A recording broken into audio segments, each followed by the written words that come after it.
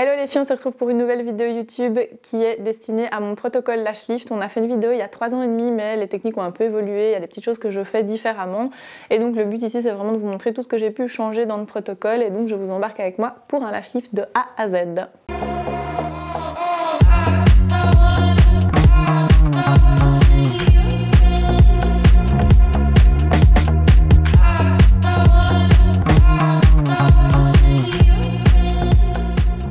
Petite particularité ici, c'est que je vais lifter les deux yeux en 2 temps pour vous permettre vraiment de voir un œil lifté et un œil pas lifté sur la même personne en même temps, pour que vous puissiez vraiment faire le parallèle de différence de résultats. Donc en temps normal, je fais les 2 yeux en simultané, mais ici pour cette vidéo, je vais vraiment le faire en décalé. Je vous invite aussi à le faire pour faire du contenu et montrer vraiment à vos clientes. Je trouve que c'est super parlant, encore plus qu'un avant-après, quand on peut voir en temps réel sur la même cliente au même moment un œil lifté, un œil pas lifté. Comme nos produits sont des prises rapides, en plus, vous pouvez vraiment le faire de cette manière en respectant un protocole de 45 minutes, 1 heure. Donc, ok les filles, c'est parti, on va commencer par le nettoyage comme pour chaque procédure. C'est important en lash lift de procéder au nettoyage aussi important qu'en extension, parce que même si les cils de votre cliente vous paraissent propres, ils auront probablement un peu de résidus de sébum, parfois un peu de gras si la cliente a mis une crème contour de l'œil, et donc même si ça vous paraît propre, je conseille toujours de procéder au shampoing. Ça préparera le cil à bien recevoir la lotion de rehaussement et que ça puisse bien pénétrer dans les cils. Donc pour ça, j'utilise le Lash Base Chagrim et je viens avec une lip brush vraiment shampouiner dès la racine et bien dans les longueurs. Je vois ici qu'il n'y a pas du tout de résidus, donc il ne faut pas non plus s'acharner, mais si vous voyez qu'il y a un peu de résidus, parfois on peut renouveler cette étape 2 fois. Il y a une vidéo YouTube qui est destinée au sujet préparation des cils un peu plus loin dans la chaîne YouTube, donc n'hésitez pas à aller la revoir si vous voulez des informations un peu plus détaillées. Je viens rincer avec de l'eau claire tout simplement et j'éponge correctement avec un mouchoir. C'est important d'essuyer complètement parce que s'il reste de l'eau, eh bien vos pads n'adhéreront pas bien et votre lotion ne prendra pas bien non plus sur la cliente. On attaque le deuxième œil. Au niveau du nettoyage, là je vais vraiment travailler en simultané. Je viens jamais mettre la mousse en direct sur l'œil de la cliente, c'est plus désagréable de procéder comme ça. J'aime mieux d'abord le mettre sur ma lip brush, ne pas en mettre de trop, ça sert à rien d'en avoir beaucoup trop et de noyer l'œil de la cliente, c'est pas agréable, ça rentre dans les yeux. Et je viens également rincer.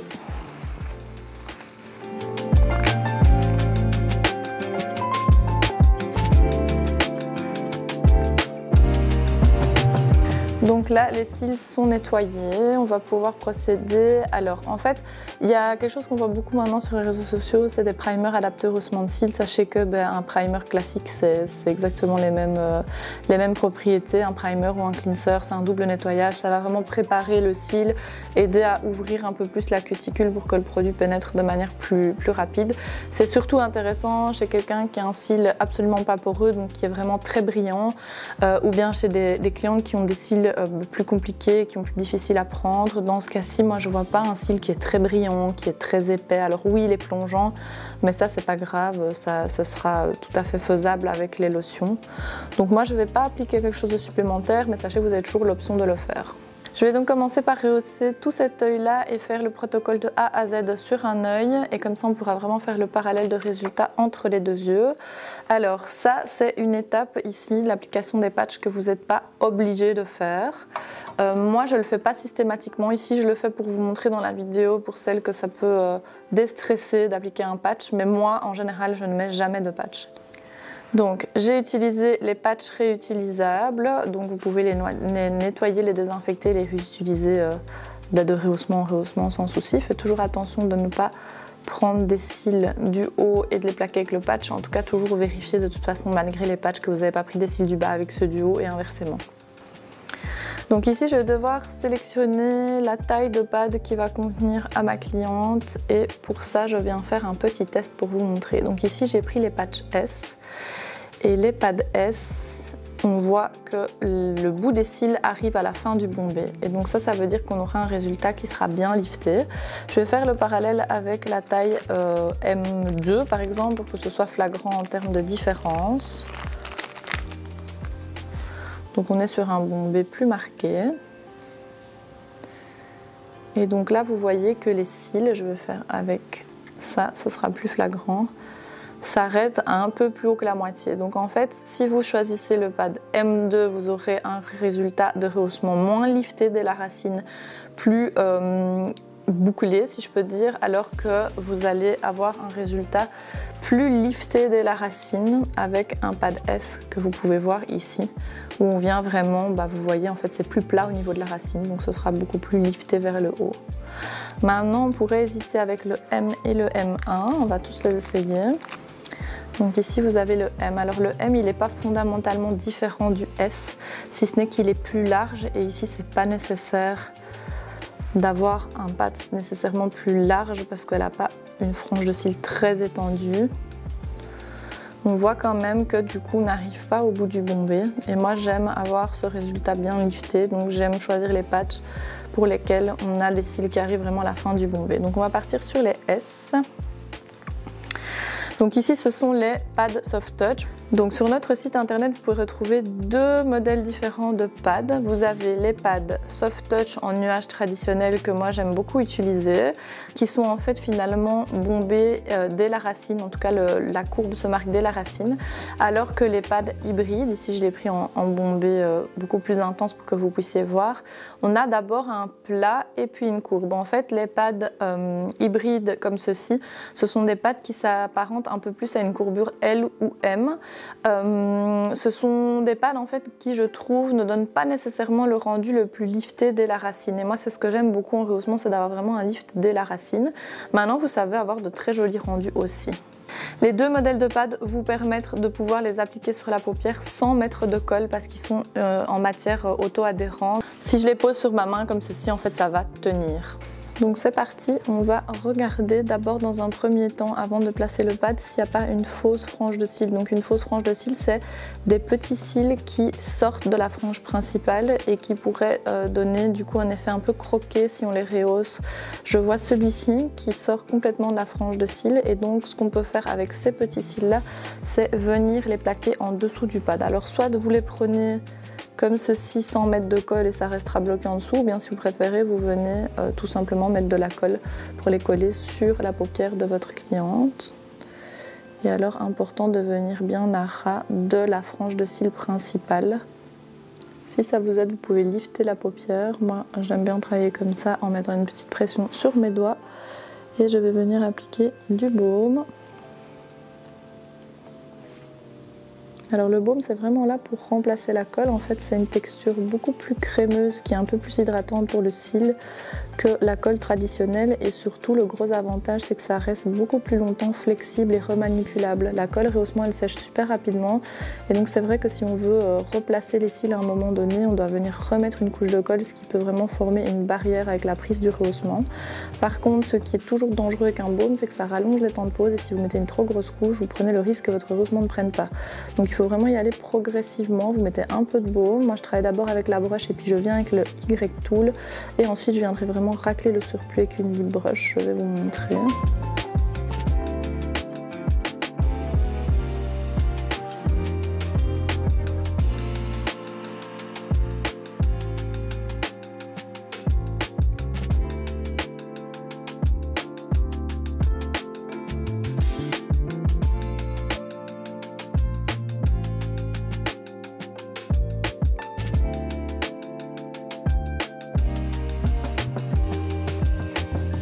Moi j'aime beaucoup l'étape du Y-Tool, même si certaines se contentent de la lifting brush, je trouve que ça vient vraiment parfaire le résultat en termes de coiffage de cils, si je peux dire. En tout cas, ils sont vraiment bien placés, bien séparés les uns des autres. Il faut bien garder en tête que cette étape, c'est une des étapes les plus importantes du rehaussement, parce que c'est vraiment dans cette position que vos cils resteront figés toute la durée de la tenue du rehaussement, donc jusqu'à 3 mois, quoi.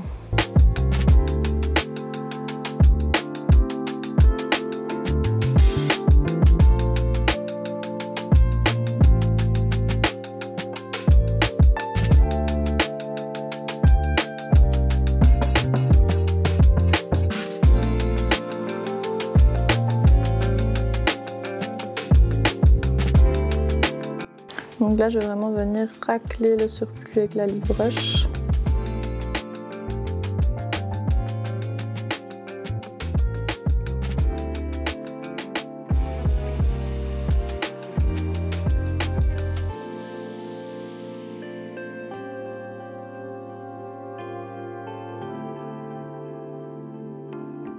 Alors si vous voyez qu'il y en a qui ont tendance quand vous raclez à se soulever un peu, vous pouvez toujours venir remettre un tout petit peu de baume sur les pointes parce que de toute façon le produit ne pose pas sur les pointes, en tout cas pas la step 1.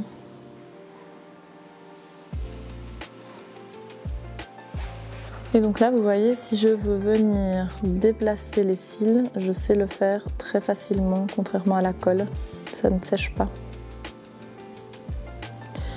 Le petit bémol du Glue Balm, c'est que ça augmente légèrement les temps de pose. Après, nous, on a essayé de sortir un Glue Balm qui ne réaugmente pas de trop les temps de pose, mais souvent, il faut laisser poser plus ou moins 20% du temps en plus. Donc c'est parti pour l'application de la step 1. Pour celles qui ne connaissent pas nos produits, ce sont des produits unidose, prise rapide. Et la petite particularité de notre gamme, elle se situe dans l'étape numéro 2 qu'on verra après, qui permet de fixer et teinter en une seule et même étape. Et donc ce sont des sachets qui vous permettent de faire de 2 à 4 rehaussements. Ça dépendra un petit peu de la quantité que vous utilisez et de la longueur des cils de votre cliente. Mais en tout cas, 2 rehaussements avec un sachet, c'est tout à fait possible. Si vous l'ouvrez comme je vais le faire ici, vous pouvez le conserver jusqu'à une semaine en le refermant correctement. Moi, ce que je vous conseille, c'est vraiment de le refermer avec un petit tape et de noter la date sur le petit tape pour vous souvenir quand vous l'aviez ouvert. Donc j'ai fait un petit trou, faites attention de ne pas percer de l'autre côté, sinon ça va sortir aussi. Et puis vous pouvez faire sortir la lotion comme ceci et doser en fonction de ce que vous avez besoin. Donc la step 1, elle peut poser entre 5 et 8 minutes. Mais avec le baume, on doit majorer un peu les temps de pose. On va de toute façon toujours utiliser la technique de rétroversion du cil pour s'assurer qu'on est dans le bon timing. Donc en termes de positionnement de la lotion, il ne faut pas toucher la muqueuse, sinon la cliente risque de se plaindre d'une sensation soit de picotement ou en tout cas de chaleur un peu désagréable si on touche la muqueuse. On peut la ressentir un peu même sans toucher la muqueuse, mais ça doit rester raisonnable. Si la cliente c'est vraiment inconfortable, c'est que vous avez été trop proche de la muqueuse. On va vous mettre une petite photo du positionnement de la lotion. Donc là, je vais vous montrer la rétroversion quand ça n'a pas encore pris. Vous allez voir qu'il va y avoir vraiment une forme en C et pas un angle qui va se former. Ça veut dire que la lotion n'a pas encore assez agi que pour ouvrir la structure du cil et lui permettre de changer de position. Et donc si vous avez cette courbe C, ça veut dire que la lotion n'a pas encore posé assez longtemps que pour avoir le résultat escompté. C'est vraiment avec cette vérification que vous allez devoir travailler pour avoir le temps de pose le plus juste possible, ni trop peu. Donc en fait les temps de pose ils sont toujours indicatifs. Si ça vous permet en fait finalement de mettre un chrono et de pouvoir vérifier au fil de l'avancée du chrono que ce que vous aviez estimé était bon. C'est comme si vous aviez une double vérification, mais c'est vraiment la prise du produit par rétroversion qui doit vous guider sur le temps de pose. Du coup, là, j'ai laissé poser pendant 7 minutes. On a fait la vérification de prise qu'on va vous recoller ici dans la vidéo et ça a bien pris sur les cils. Il ne faut pas vous étonner. Moi, je trouve qu'on voit parfois, notamment c'est le cas ici, quand on laisse poser la step 1, le cil, on a l'impression qu'il a un peu éclairci. Et ça, c'est aussi la preuve que la lotion, elle a bien posé parce qu'en fait, ça vient ouvrir les petites écailles du cil et donc il paraît plus clair. Et vous verrez qu'une fois que vous mettrez la step 2 dessus, eh bien, ça va reparaître plus foncé. Ça peut même arriver si vous faites un rehaussement sur quelqu'un qui a déjà eu une teinture sur les cils. Vous allez avoir l'impression que votre step 1, elle a décoloré les cils, alors que non. Quand vous allez remettre la step 2, vous aurez toujours la coloration présente. Donc, comme j'ai vraiment très fort essuyé le Glue Balm pour être sûr que ça prenne bien sans trop rallonger, j'ai des petits cils qui se retirent un petit peu. Je peux venir sans souci ici, venir les replaquer correctement avant d'appliquer la step 2. Donc ici je vais venir appliquer ma step 2, je l'ouvre de la même manière que la step 1 et j'utilise le petit creux de l'arrière, le petit creux de l'arrière de mon petit gobelet, petit pot en verre, ça dépend comment vous l'appelez.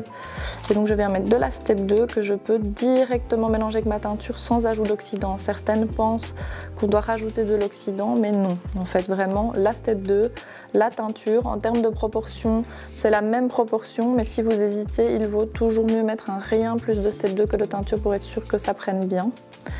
Ici, j'utilise la Reflecto Blue Black parce qu'elle est un peu plus intense. Vous pouvez utiliser une teinture marron, vous pouvez utiliser la teinture noire traditionnelle. Mais donc, vous économisez clairement une step sur votre rehaussement, ce qui vous permet d'être encore plus rapide et rentable parce que vous n'aurez pas l'étape où vous laissez poser la teinture après la step 1 et la step 2. Ça se fait vraiment en une seule et même étape, d'où la particularité de nos produits qui sont du coup clairement best-sellers.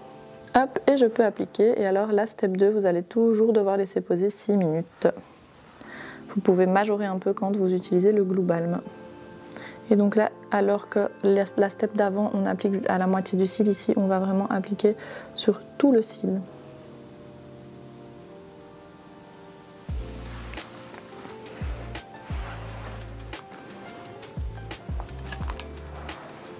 Ok. Donc là, j'ai laissé poser pendant 7 minutes et je vais donc de la même manière que pour la step 1 racler le surplus.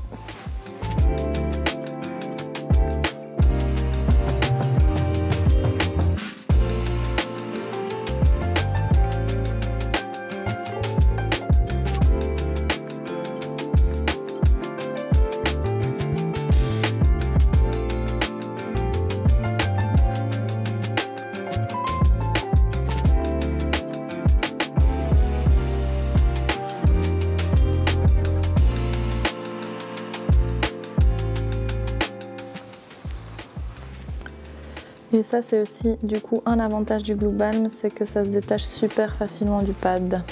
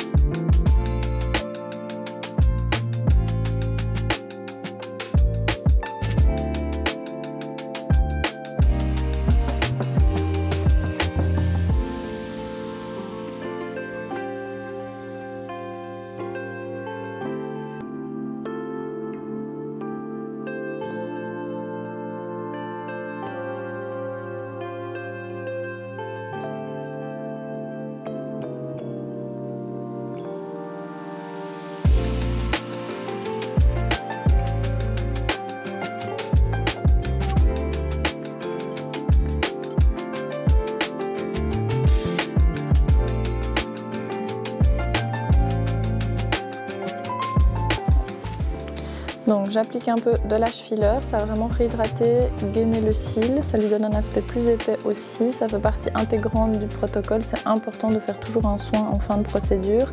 Et moi ce que j'aime faire c'est l'appliquer, attendre qu'il sèche un peu et puis rebrosser avec une brosse sèche pour avoir vraiment le rendu final tel que la cliente l'aura au quotidien.